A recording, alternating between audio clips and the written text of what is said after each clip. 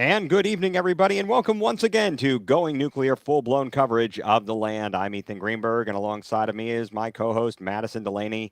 Madison, how are we doing this evening? We're doing okay. We're nursing some injuries. I have strained my calf. I think I've maybe strained a groin muscle.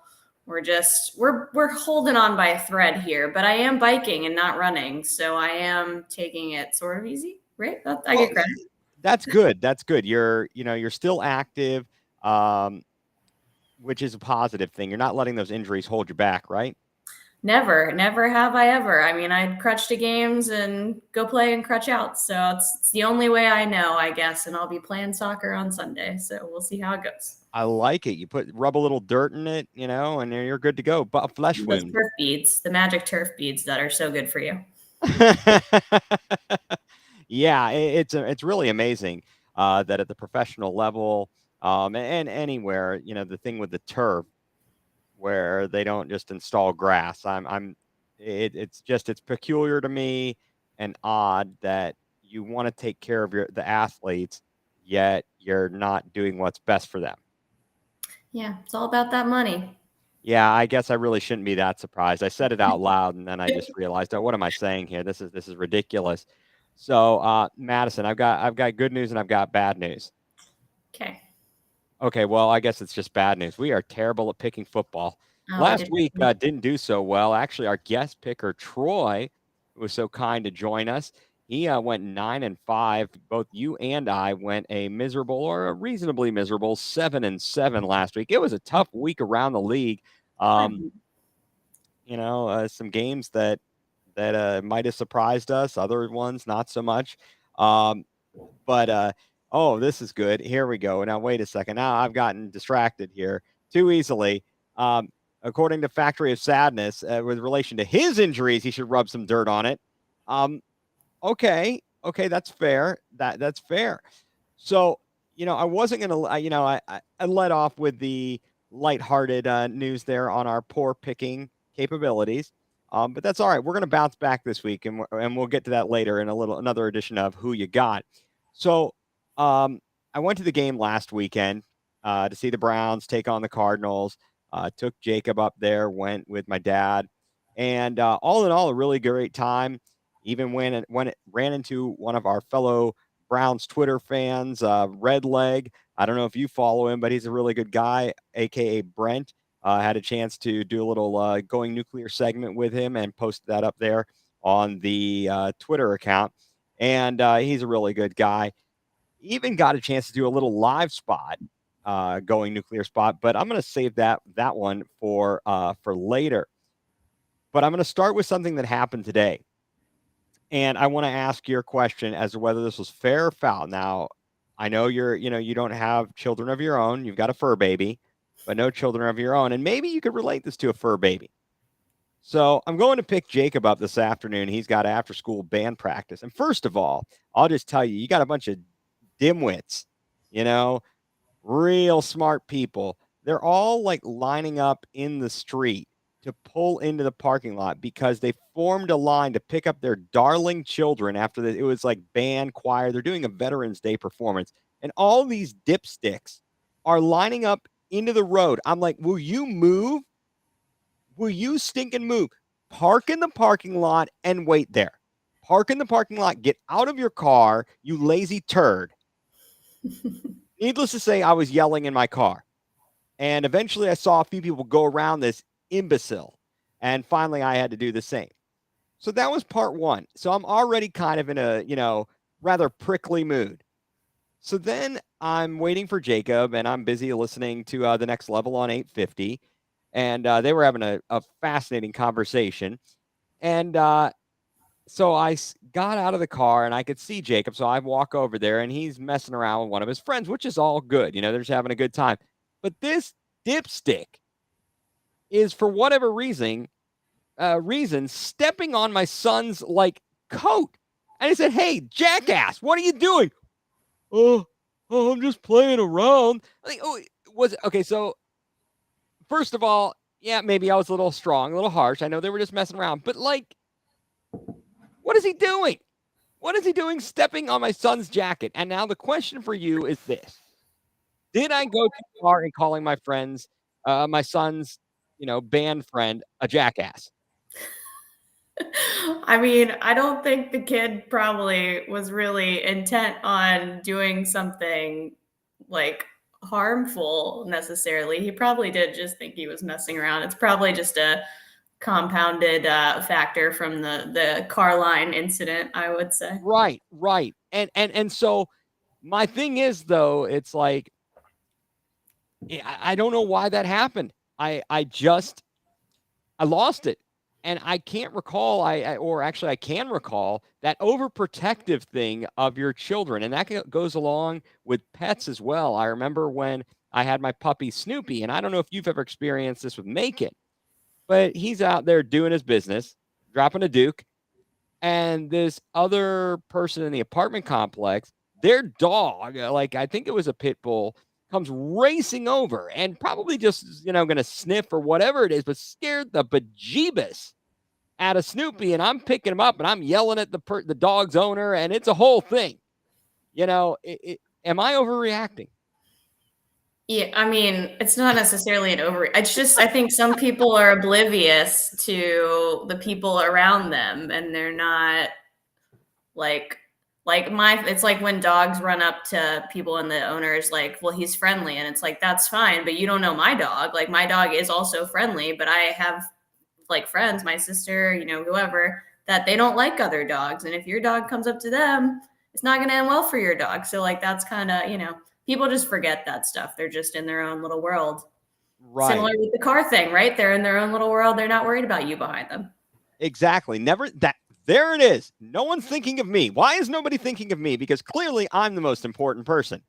No one's And thinking of anyone but themselves. That's generally the problem with the world. and so this is also, and I'm just must have been in rare form today, because as we've discussed on the show before in a Going Nuclear segment long ago about the pig parker at my office building who backs in the morning and cannot parks in a handicap spot, doesn't appear to be handicapped at all, and cannot park within the lines in her Mercedes. So this morning, I see that person zoom in and she parks, and I'm walking in, and I don't know why, but I was compelled to say I saw someone else come in who also works for the same company, and I was compelled to ask her and about, do you know what's with this person who can't park? She kind of laughed it off and said, "Oh, I'm sure she doesn't mean to." But I tried not to make it too crazy or awkward of a moment, but I don't know why I felt compelled to say something this morning. I guess, I mean, see something, say something, right? That's the saying. I don't know. Sometimes I get my big mouth gets me into trouble here. So now that we've gotten past all the ridiculosity here, moving on to something a little more serious, I noticed you had a comment on Twitter this afternoon about it, and it involved a comment about Brian Windhurst. Yeah. And so I'd like to know what's going on there. What's your thoughts on that? Yeah. So I'll give a little bit of background. Okay. It's partly my going nuclear, so we don't want to spoil it too Okay. much. But Carly Lloyd is doing the pregame for the NWSL Championship this weekend. She is a part owner of one of the teams that is in the championship, and she also famously strongly dislikes a very popular player on the team that they are playing in the championship. And so obviously people have questioned her ability to be, neutral on the Okay. situation. Okay. And also, people just generally have their own beef with Carly Lloyd, as we do. But anyways, so she said that in men's sports that no one, quote, fangirls, I don't really like that term, but I can't think of a better one, but no one Okay. fangirls over, no reporters fangirl over athletes. And I just so strongly disagree with that statement, because Windhorst did literally make his whole career out of following LeBron James in that type of fashion. And I get like they grew up together, I'll be blah, blah, blah, whatever. But like he He didn't. He was. He is now. He's more like neutral now, but I don't think he was, and I don't think it'd be fair to say he was like in the beginning when he was just trying to get close to LeBron's camp, right? Like I just think that Right. statement that doesn't happen in men's sports is a little bit of a stretch. Okay. Like same thing with Pat McAfee and Aaron Rodgers. Like he would Right. never call out Aaron Rodgers. Right. No, and now I just wanted to know because I didn't know if you knew the background so much of Windy. I went to college with him Mm-hmm. and had classes with him, and he was working at the Akron Beacon Journal when we were in college and came to cover LeBron and so on and so forth. But you're right. Obviously, he gained his stature in part or in a lot part of following LeBron and doing obviously does a fantastic job now. But I didn't know if you were aware, if you're aware of his history and whatnot. And so I just caught that and I'm like, whoa, what's going on here? My man Windy. Yeah, he's catching strays. It's not like I don't hate him for it, Okay. obviously, but it's just my point is like she's speaking about something she does not know. It's not about him, it's about her saying Aha, this aha. never happens in men's sports when it for sure does. It's like Right, right, right. It's we have one in our own little Cleveland Twitterverse that does the same thing. So yes, it's we do. you Yeah, know? yes, we do. Is that someone who is a big fan of DW4? Mm-hmm. Aha. Okay. I saw that person on the Mm-hmm. sideline Oh, uh did you? at the game. I said, "Hey, what's up?" and called him by name and you know, acknowledged, but I saw him dapping up, D-Dub 4 before the game and everything like that. Really gaining a lot of infamy Yeah. by connecting to that camp. I mean, kudos to him. Kudos to him. Yeah. Um so okay, the Browns. Let's talk about them.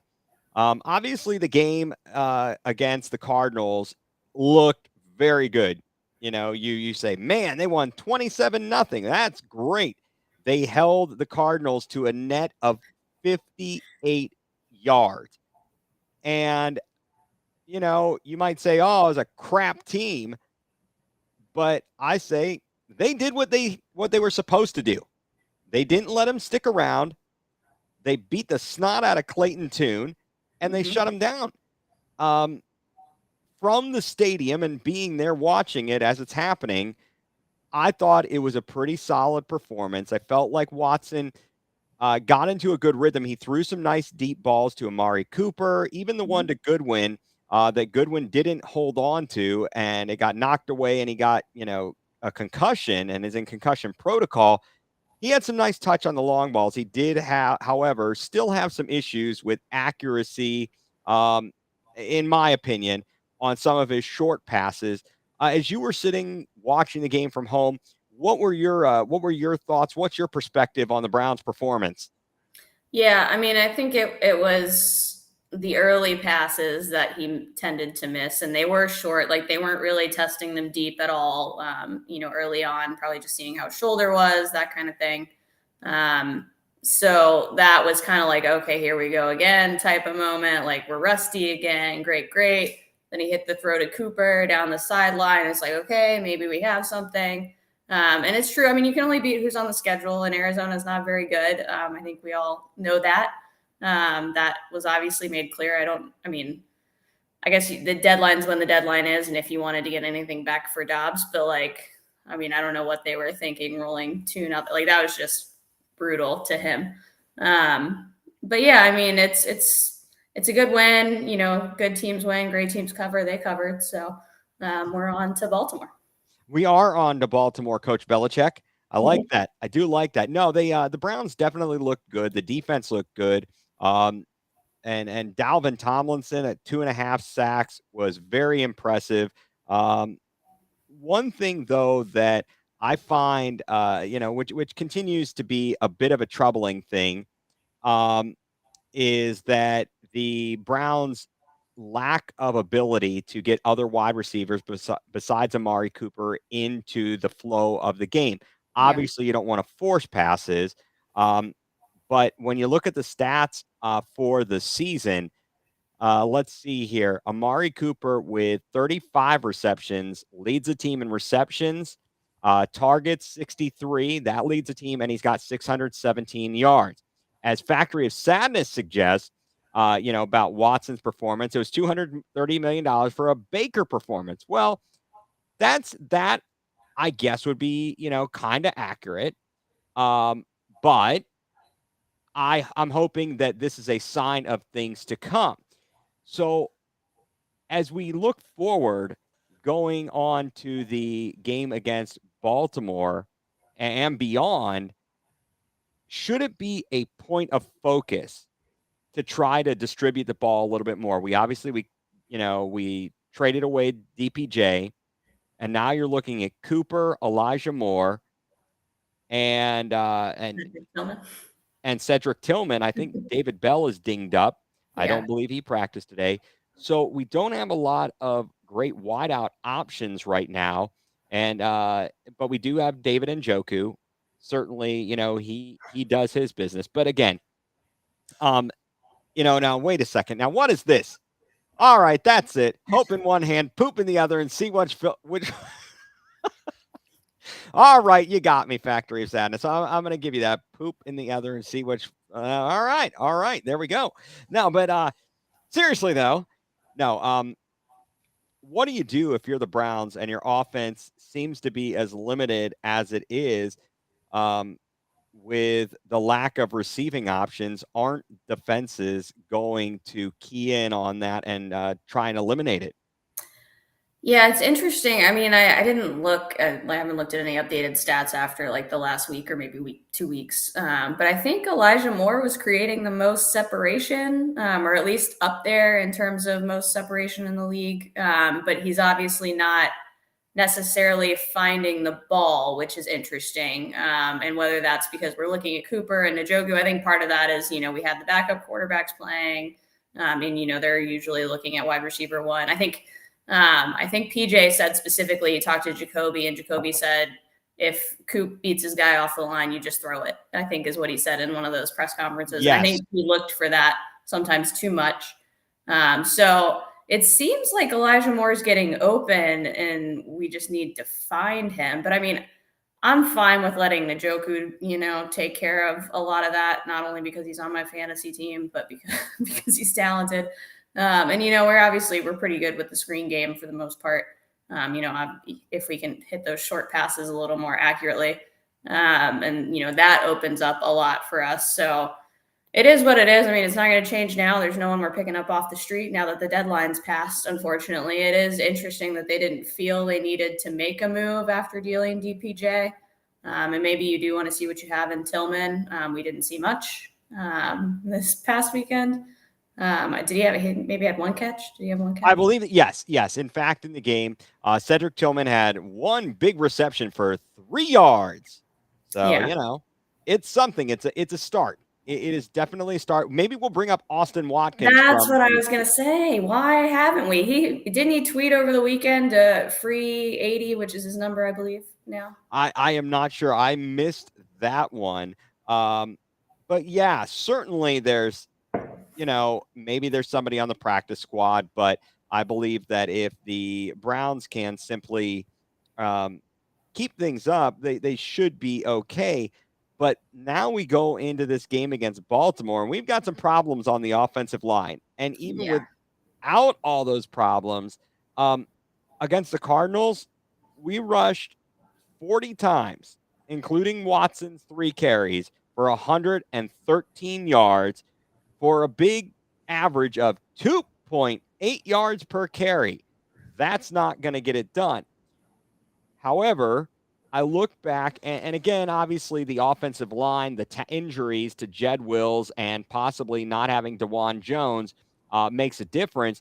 But in the first game against Baltimore, where we had Dorian Thompson-Robinson starting at quarterback, Pierre Strong finished with 49 yards, 9.8 yards a carry. Jerome Ford, 2.9 a carry, and so on and so forth. So maybe we can get some quick hitters with Pierre Strong.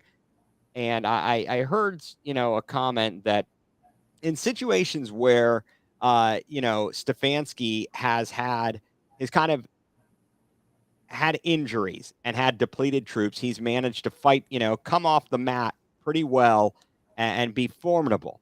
Now, it's possible that, we may, in fact, have a big fat L coming, Factory of Sadness. You're probably in the majority. And the percentages say that, yeah, it's if we, going into this game, it is not going to be easy because Baltimore is kicking the snot out of people right now. They took Seattle to the woodshed.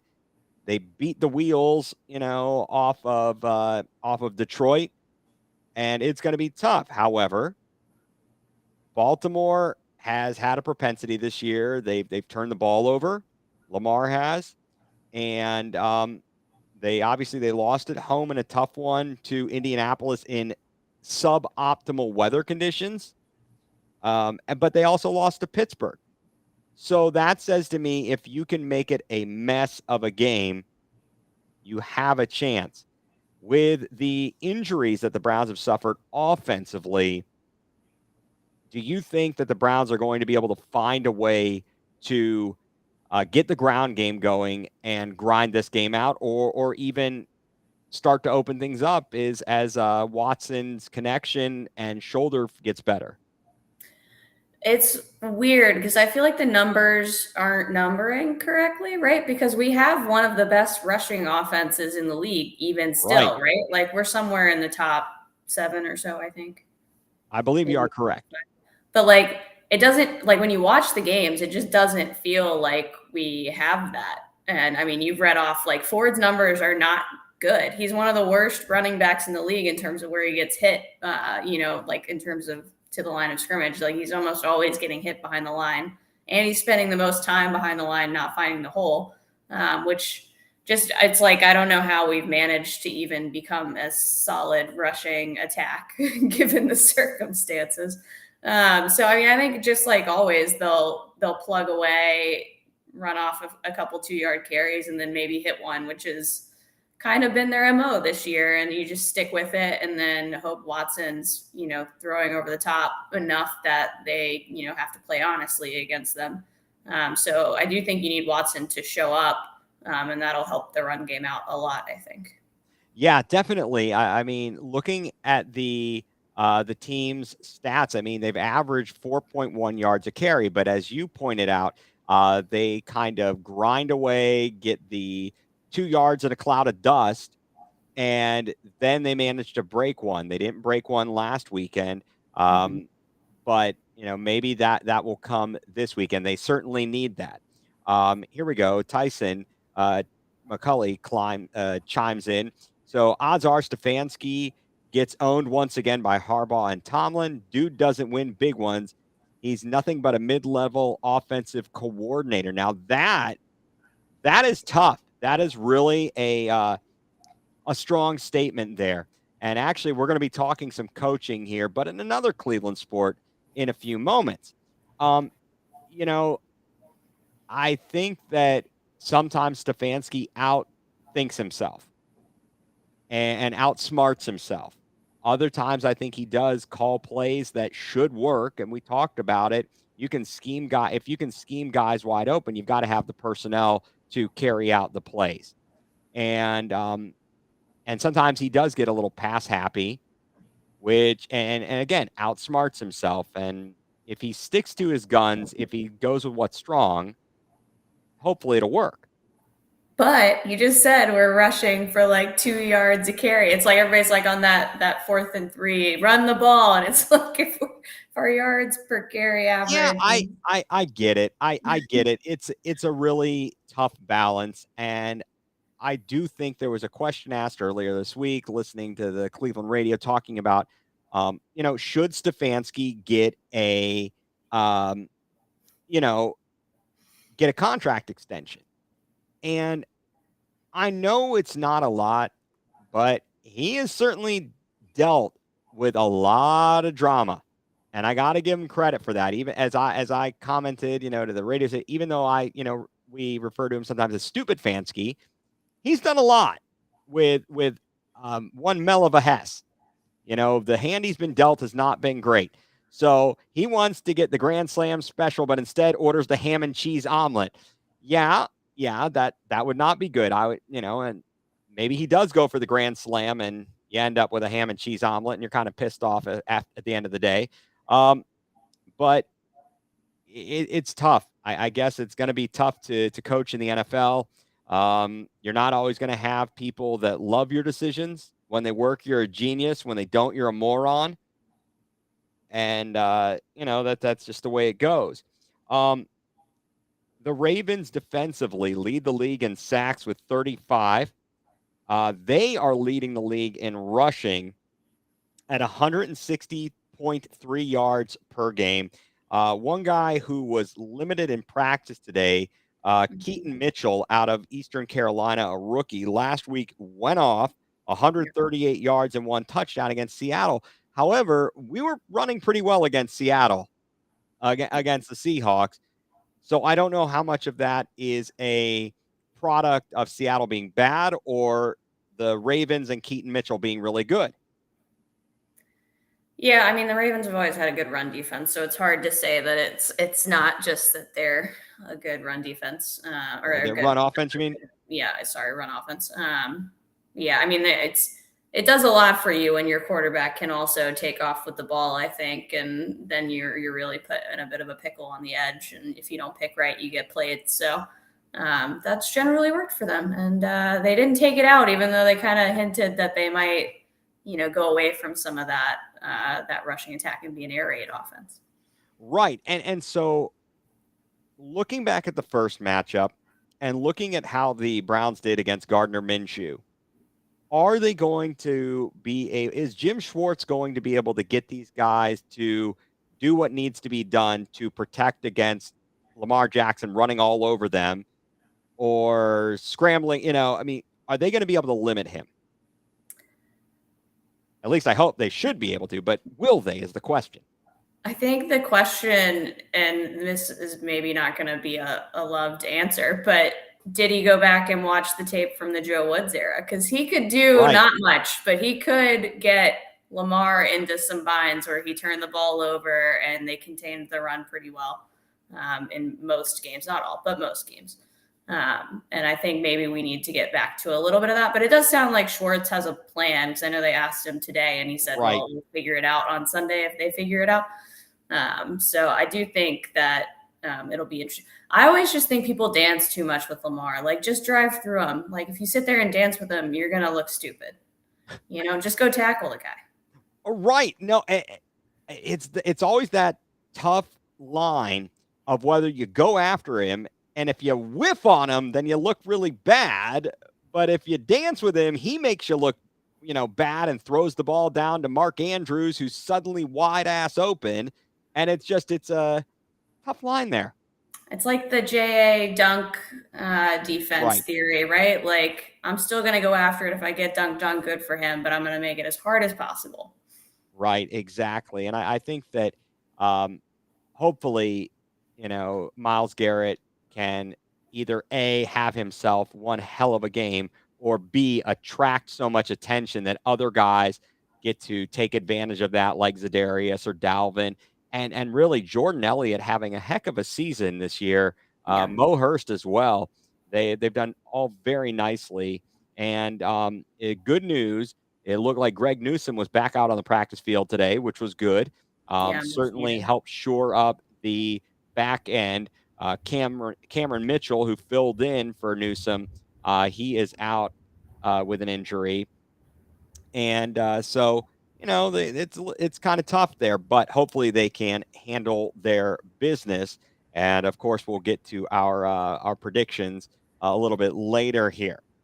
So the Browns have a chance really to get themselves in the driver's seat for the AFC North. If they win this week, they set themselves up for a very big game against Pittsburgh, which is another winnable game. They lose this week, and they've got to get right back on track. And Factory of Sadness is already making his prediction. He's got lots of L's. I think that's one for every game that they're going to lose this season, or maybe something in other seasons.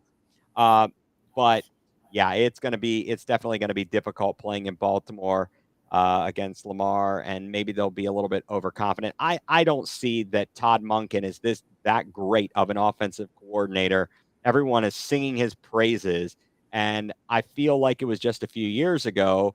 Everyone was singing the praises of Wink Martindale as a defensive coordinator.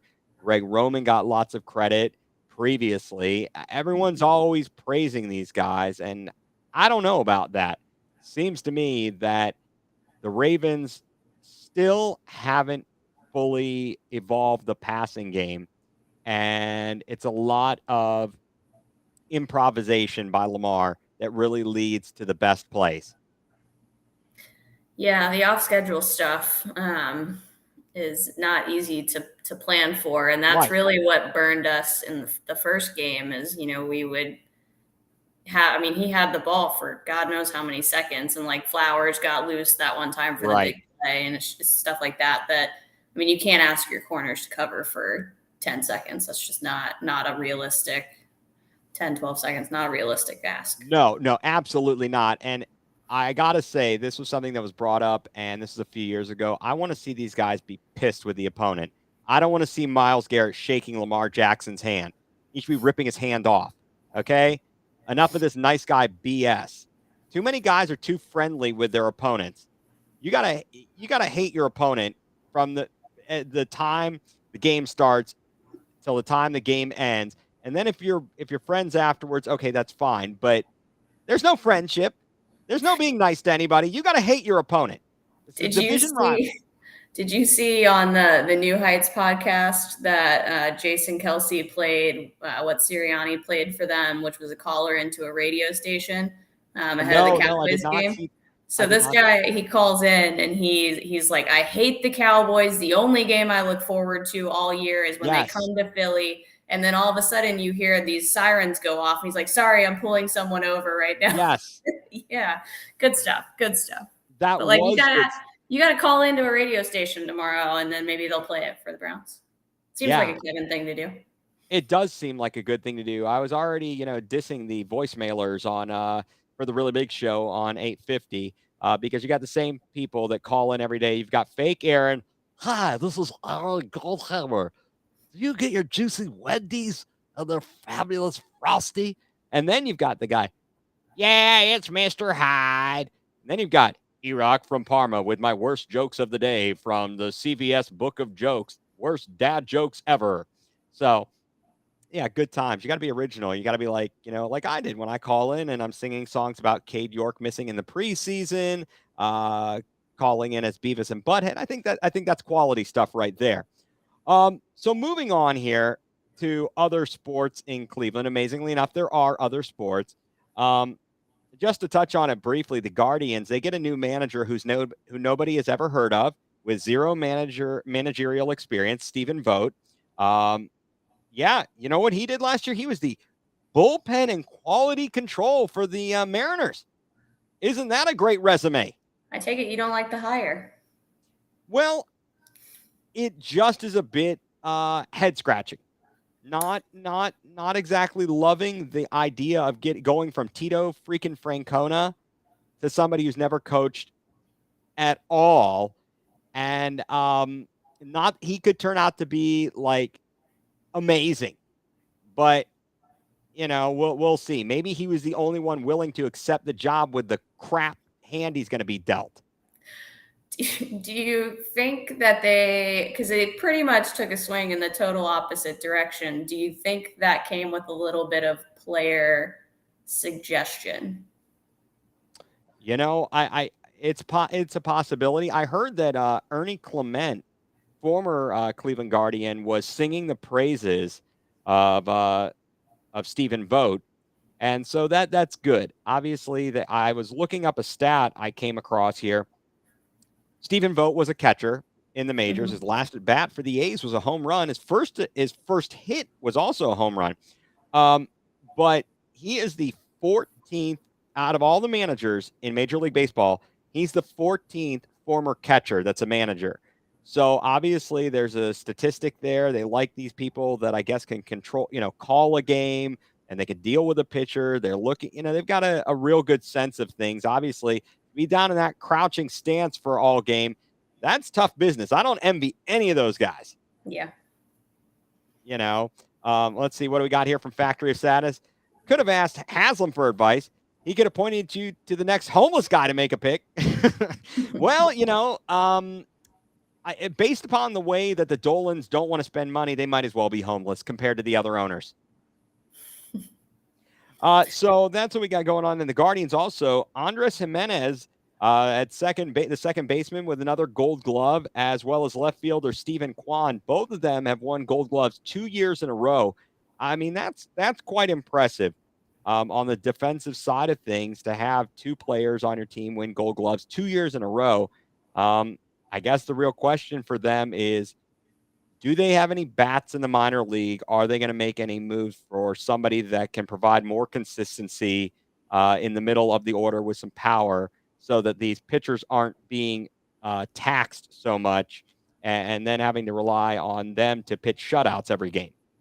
Yeah, I mean, they have the talent. Part of it was injuries. Part of it, of course, is the ever missing big bat that we cannot seem to secure. So hopefully we'll see. I mean, he seems like a player's coach. I think people may want to play for him. So maybe you can lure someone with that a bit. We'll see. We shall see. Obviously, he's got youth on his side, relatively speaking. He should know how to keep, kind of communicate with these guys having just retired after the Yeah. 2022 season, I believe. So we'll see. We really will see, but it just seems like one of those. The optics are bad because you're trying to go after like a Craig Counsell, and the fans already. I'm sure I'm not the only one. Think the Dolans are kind of cheap, and then you end up with this person who nobody has ever heard of, and you start to think to yourself, what the hell are they doing?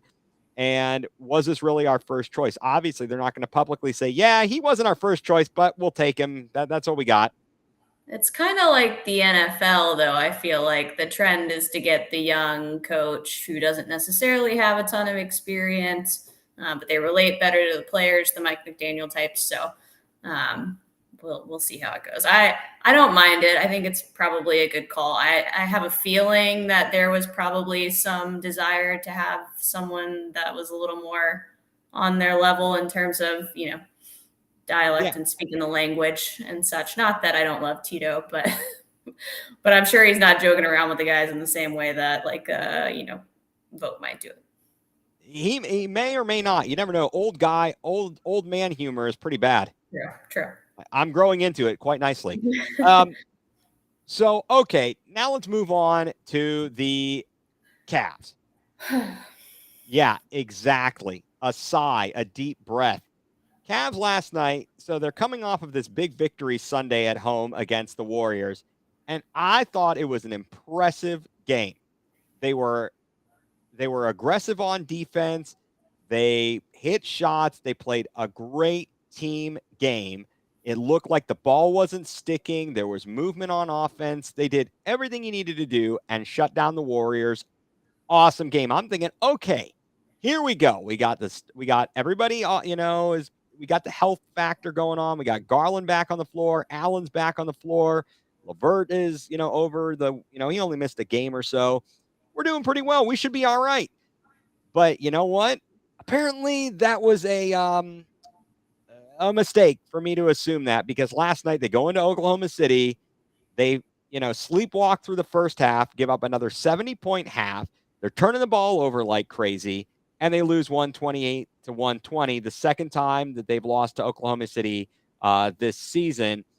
And I'm starting to worry a little bit. Even at this early stage, 8 games into the season, we're approximately now 10% in. Where do you stand on the Cavs? Are you worried yet? I don't know that I'm worried per se. Like I feel like they got cavaliered. Like the team from last year caught some people by surprise because they were lackadaisical. Some of the better teams, they don't think they have to give as much effort, and the Cavs are playing hard. Like that's exactly how Oklahoma City is. Like they're a young, scrappy team. They haven't won anything yet, so they're out, to prove something. And you could kind of see that with the turnovers that we had, especially in the first half, that were just like not forced at all. It was just us being very careless with the basketball because we're like, oh, Right. this is a easy game, easy win, and then they're giving a lot of effort, and you're finding yourself on the wrong end of a 70-point half. So I mean, we haven't shot the ball well at all, really. Pretty much across the board, outside of I guess Mitchell, who I don't know if he still leads the league in scoring, but he was up there. He is third Um, now. He is oh, he's third third. after the performance against Oklahoma City. But I know that the shooting has been a bit rough at some points, and obviously last night Mitchell goes 1 of 9 from beyond the 3-point arc. You're not expecting that. Strus picked it up. He went 4 of 6, and that was Mm-hmm. good. Garland is not playing very well. I don't know what's going on. He had 8 turnovers. He seems to be a little bit careless with the ball at times. And, nobody had in double-digit rebounds. Mobley chipped in with 22, 5 boards. LeVert had 29 points to lead all scorers. But we really lost this game, I think, in a couple of statistical categories. One, the turnovers and the points off the turnovers. Yeah. And then we shot 27 of 37 from the foul line. Most of those misses came in the first half. And that proved to be the difference in the game. My concern is that this team is doing exactly what it did last year at times, where they would come out without the focus and then have to make a charge back. Sometimes they'd get the comeback victory, other times they wouldn't. And it seems like, why are we constantly coming out without that intensity, and the inability to play our defense that JB has kind of instilled in the team? Yeah, I know the hot topic now is that we have trouble with positionless teams, and that we are obviously going big at the forward position, we're going small at the guard position, and we're not getting the best out of either when we play a team that is positionless. I mean, Dort was guarding Mobley at that point, and he's like a half head shorter than him.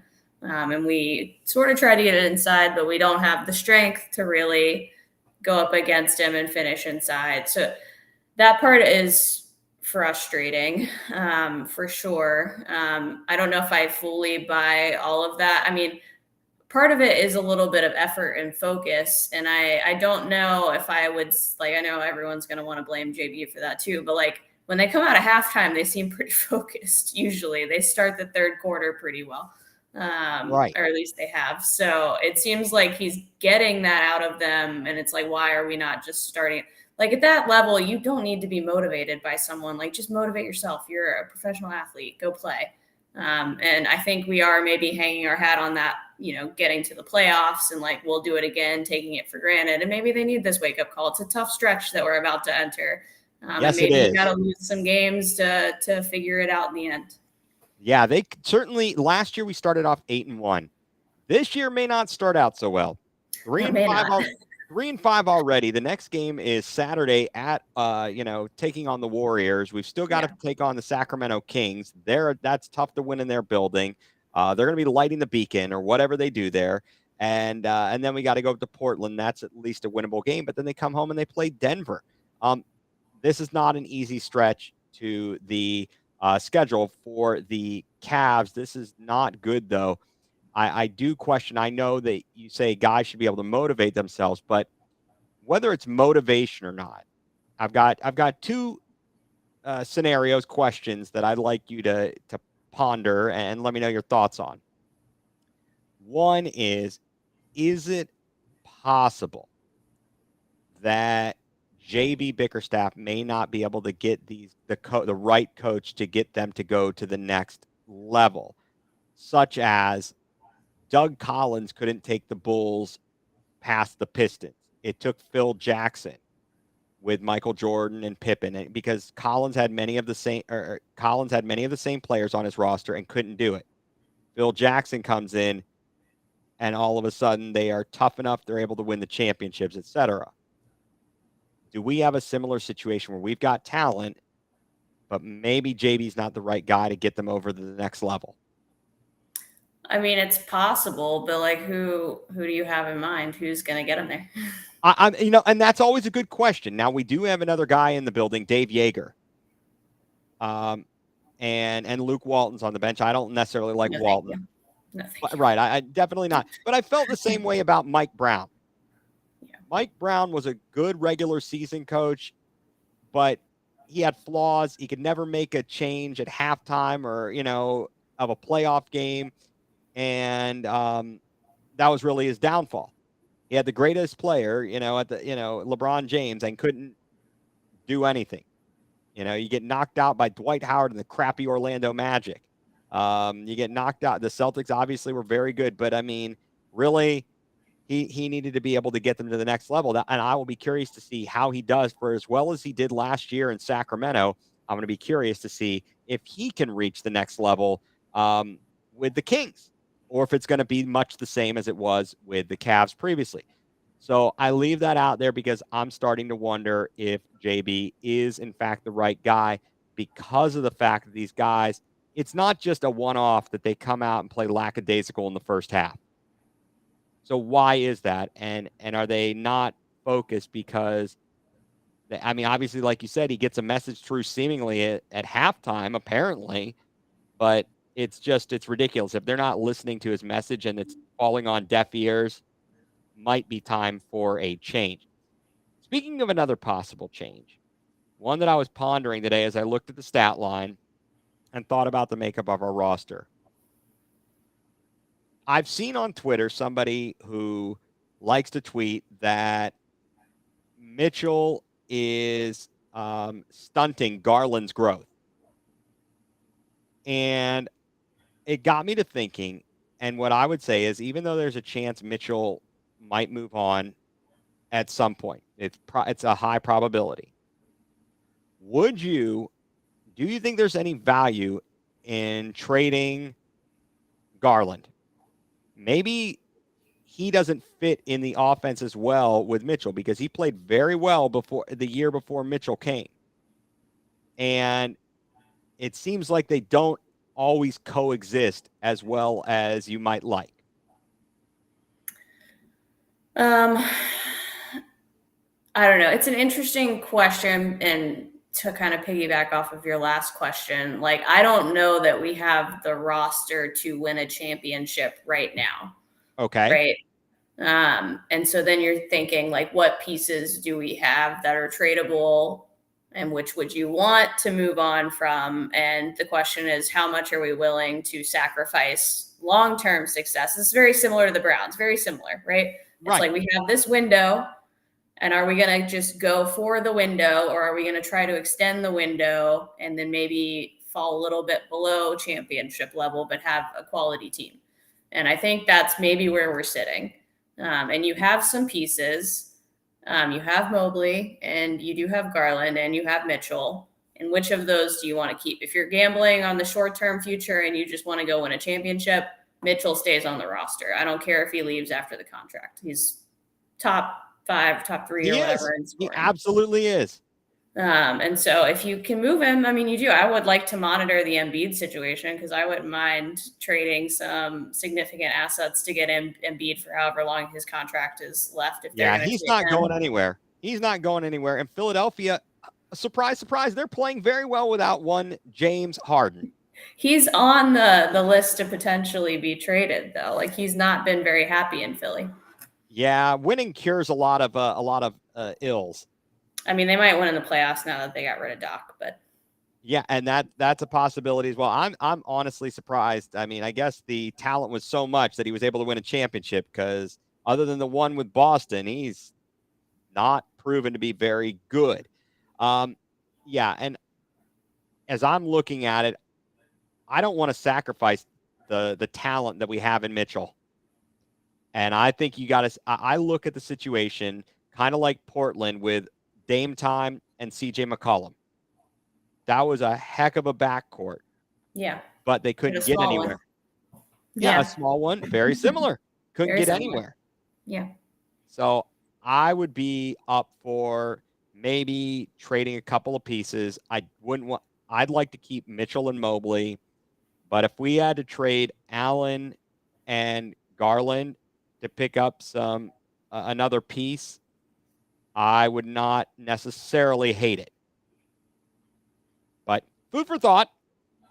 And it'll be interesting to see what happens here the rest of this road trip and whether or not changes are coming. Hey, For what do you think about LeBron trade?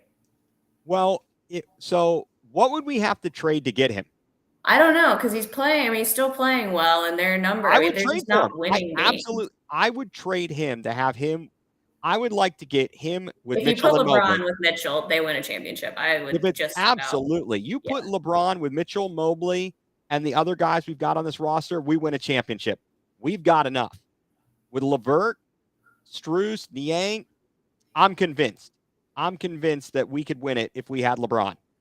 And then wait a second, we've got number one LeBron fan hater. Keep him away forever. May I remind you, you were out at that parade in 2016, sir. Oh Were you no, not?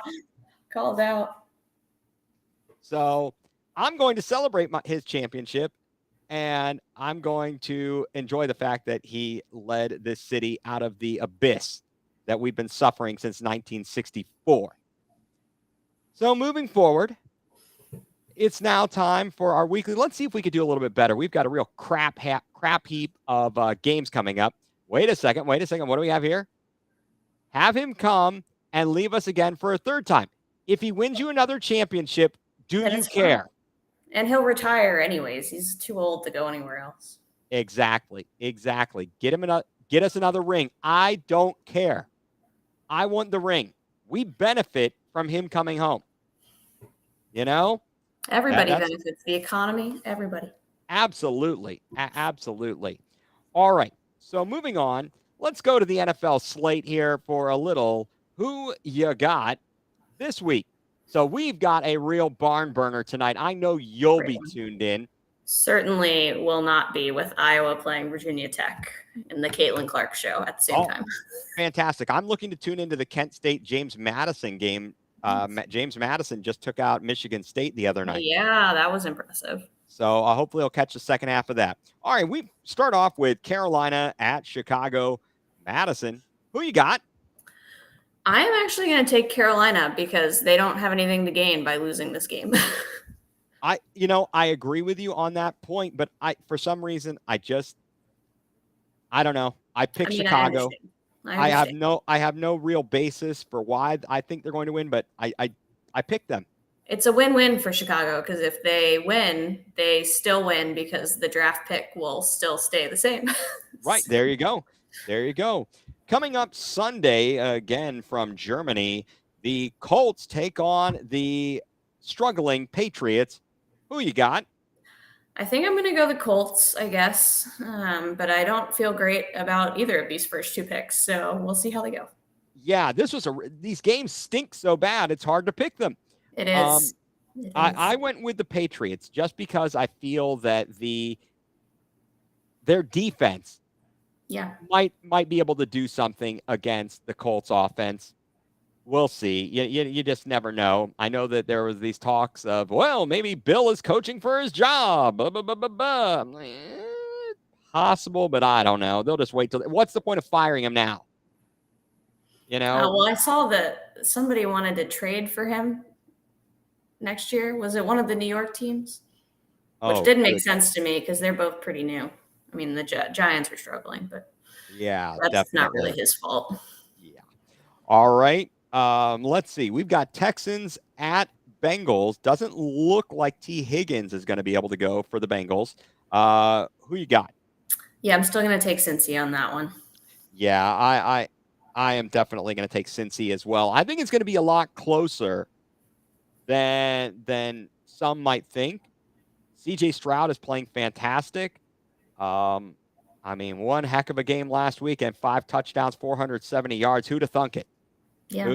Who'd have thunk it? All right. Next up, we've got the 49ers traveling to Jacksonville to take on the Jaguars. Will the Niners get back to their winning ways? I think they do. I'm taking the Niners. Yes, I am also taking the Niners. I should take the Jaguars seriously. They're on a 5-game winning streak. They went to London and righted the ship They're playing well.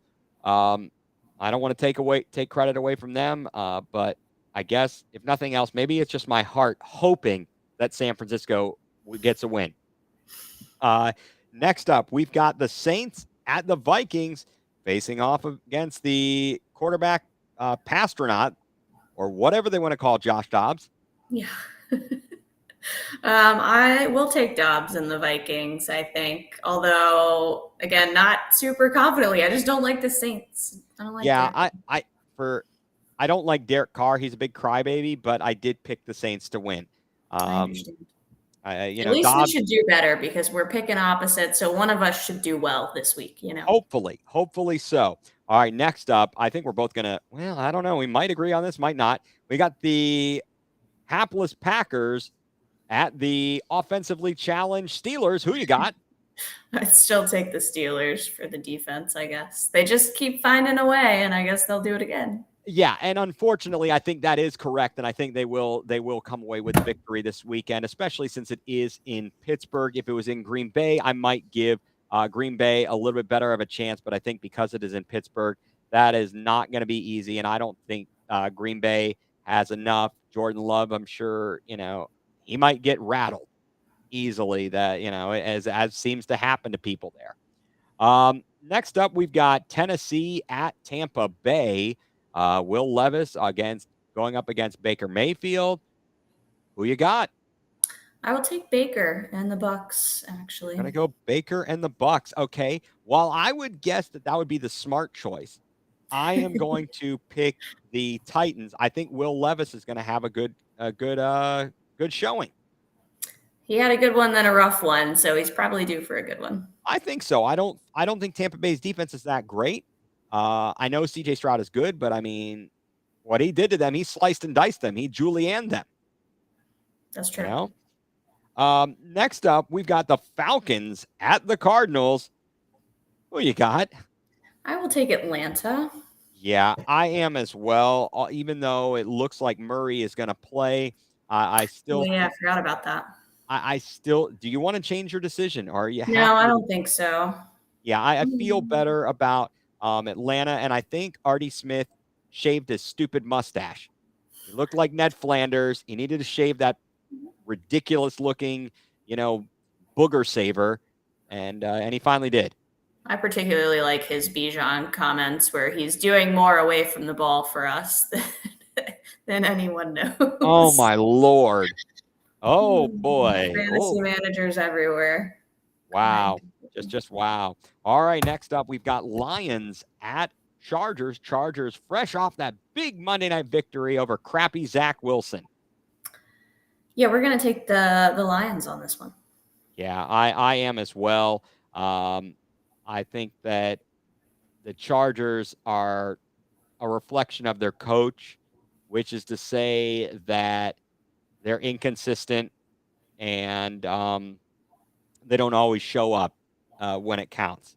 And I think this is a big matchup. Detroit, again, looking to prove themselves and stay near the top of the NFC. Next up, we've got Giants and Tommy DeVito, who can't throw a pass at the Dallas Cowboys.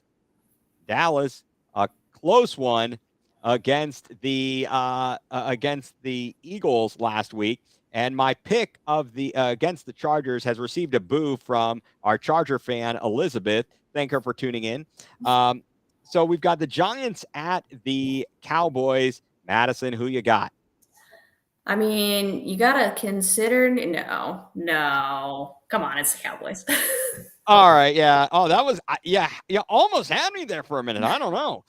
Next up, we got Washington at the Seahawks. Seahawks are looking to bounce back from a real butt kicking at the hands of the Ravens. Yeah, I'll take Seattle on that one. Yeah, I am also going to go Seattle's way.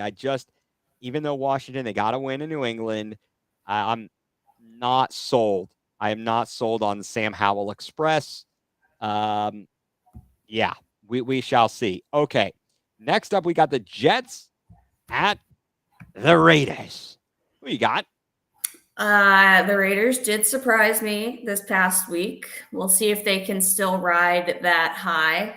They were smoking cigars after the game, so I will take I will take the Raiders, I think. Yeah, I also picked the Raiders, but I think it's a risky. It's really a coin toss. Yeah. Because you've got an inept offense for the Jets. Zach Wilson is completely inept. Well, yeah, a piece of the offense because Garrett You're Wilson's right. very Well, good. but because the quarterback is the one who Yeah, has to distribute the ball, yeah, he's got to get on the ball, but it's on him. It's not the whole right? offense. You are correct. You are completely correct. All right. Next up, the Monday Nighter, Denver at Buffalo. Who you got? I think I gotta go Buffalo. Yeah, I I know that's a tough call there.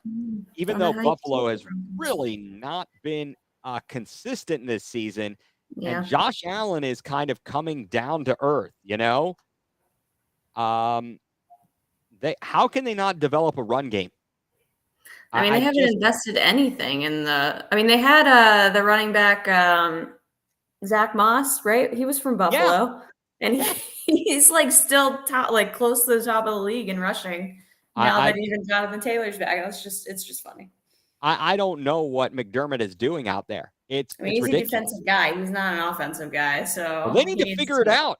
get a You better know, OC then. they are wasting Josh Allen. They're going to get him destroyed too. He's going to be the next Phillip Rivers. He's going to have gaudy stats and never win a thing. Potentially, we know that curse all too well. Yes, we do. Yes, we do. All right. Lastly, but not leastly, we got Browns at Ravens. We're going to have to go with our brains and not our hearts here. What do we got? Yeah, I am taking Baltimore, regrettably. Yeah, I am also going to have to pick Baltimore. Maybe we will get a surprise and the Browns will have just a magnificent game plan and strategy and shut down Lamar and maybe they'll be able to eke one out. I really don't know. I don't necessarily feel like that's going to happen. But if it does, that would be wonderful. And it would be a good day for all. We would really be putting ourselves in the driver's seat for the AFC North and have a chance to finally win the division. But Yeah, there's a long way to go, and even if you lose, it doesn't mean that the playoff hopes are over and the season is over. So we got to take it for what it is. yeah. How about all the AFC North teams currently in the playoffs? If it started today, that's a wild stat. And that is crazy. That is crazy. Oh, and another thing before we get to our going nuclear segment, this has been bothering me, and I wanted to get a little yay or oy vey on some fashion faux pas. Oh boy. Okay. All right. The first one, yay or oy vey, skinny jeans or pants, skinny pants for men. Yay or oy vey? Yay, if you want to wear them. If you're comfortable rocking them, rock them. Oh man, I got to go a hard oy vey. I accidentally, I bought a pair thinking, oh, this will be all right. I got a pair of khakis at TJ Maxx. They're like skinny. They're cut too tight in the calves. I'm like, come on, man. I think, isn't it like a whole guy thing to be like wearing loose and comfortable clothing? What's with the binding, Not anymore. binding garments? Not anymore. I'm old and grumpy. All right, next one, yay or oy vey, because I see this at my office building and it makes me cringe. Dress shoes with no socks. This is on men. Dress shoes but no socks. Yay or oy vey? Are we sure they aren't wearing the no-show socks? I'm still going to call those no socks. But they're technically Because if I can't see it, you should be, if you're wearing dress, I'm going to get my oy vey in a minute, but you tell me yours. Yay or oy vey? Dress shoes, no socks. It depends on the suit. I feel like a little bit what kind of suit you have and how long your pants are. But it doesn't bother me. I think all the fashion stuff, it's like if you're comfortable and you can own it, you do you. I'll go yay. All right, you're going to go yay. I'm going to go oy vey. All right, listen, Mr. Smelly Foot Man, if you're going to have on dress shoes, you got to have on dress socks. There's just no question in my mind. If you're going to have dress shoes on, you got to have dress socks on. Don't give me this garbage, all right? You're not wearing athletic shoes. I wear the no-shows with my sneakers. These are not athletic shoes. You're wearing dress shoes. Give me a break, you jack. All right, next up. Now this one, I firmly believe you've got to have a yay or oy vey opinion on this one. Sandals with socks with your sandals. There's actually a guy that walks around my neighborhood with socks and sandals, like slides, every day. And he never says a word and also doesn't pet my dog. So for that reason, I will say oy vey. Yeah, he's probably a psycho killer. Yeah, it's weird. I Now, mean, there's something everybody wrong. says hi to my dog. I mean, exactly. What are you doing wearing, socks with the sandals? That's just no good. It's not like you're running out to the mailbox. You have made a conscious decision to go out in public with sandals on and to wear socks. No, that is a complete oy vey on my part. Sorry, I had to get that off my chest. That was bothering me, these fashion faux pas. I'm not happy about it. And with that, let's find out what has you going nuclear, Madison. Yeah, so I mean, we talked about it a little bit earlier, Yes, we did. and it's obviously Carly Lloyd. And I will tie this back into something that Browns fans can understand, because much like our quarterback, Carly likes to go searching for her name on Twitter so she can block people. But she doesn't mind negative comments about her. Of course, she's above it, yet she seeks them out and blocks them. And I am disappointed that I have not been blocked yet, because I've not said some nice things about her. And I wish she would just go away.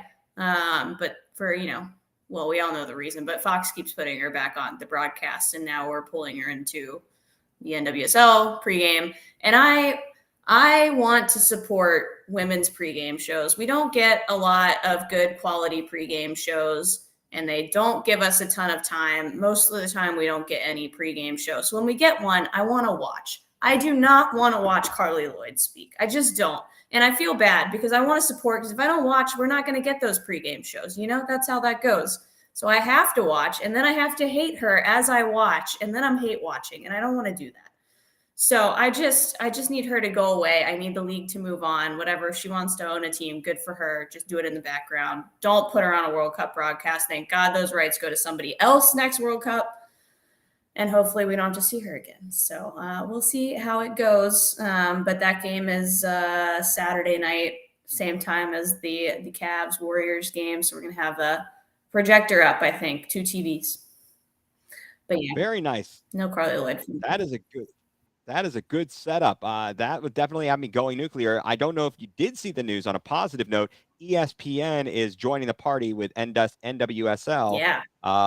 For some broadcasting rights. So it's definitely getting some potential big audiences or whatever. You get in on all those brands. That's great. Yeah, that is fantastic. I was a fan of Julie Foudy. I think she always does a good job. Yeah, she's on the HBO broadcast, because they bought the US soccer rights. So they broadcast them on TNT and HBO, and she gets to commentate those. Yeah, I'd say there is one. I'd like to see Beth Mowins never call another game again. I can't stand her. I'm sorry. I just can't stand her voice. It drives me bonkers. She's good, but I listen and there are certain, it's no good. It doesn't work for me. But she and Spiro Ditas can do a game together and really piss me off. But the Browns record is good with him. So oh my God. I was so glad I didn't have to listen to him on a Sunday. And I listened to the clips of Paul Keels, on the touchdown plays. And it's just hilarious how his style is so different and calm. He's seen so much winning. It doesn't faze him to win a game or to have it to score a touchdown. Everyone else we're cheering, it's like jump for joy. That we're going to actually win a game or score a touchdown. It's amazing.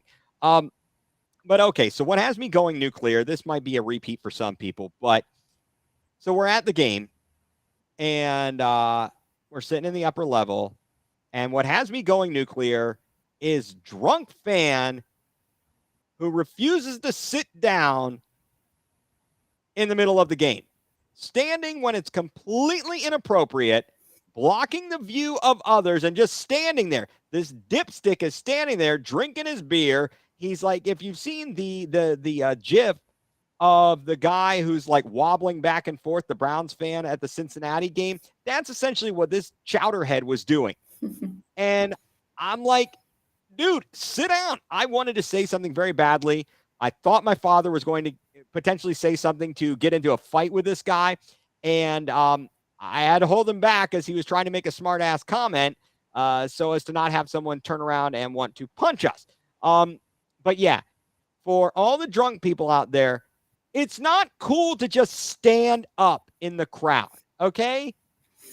There's no reason to do that.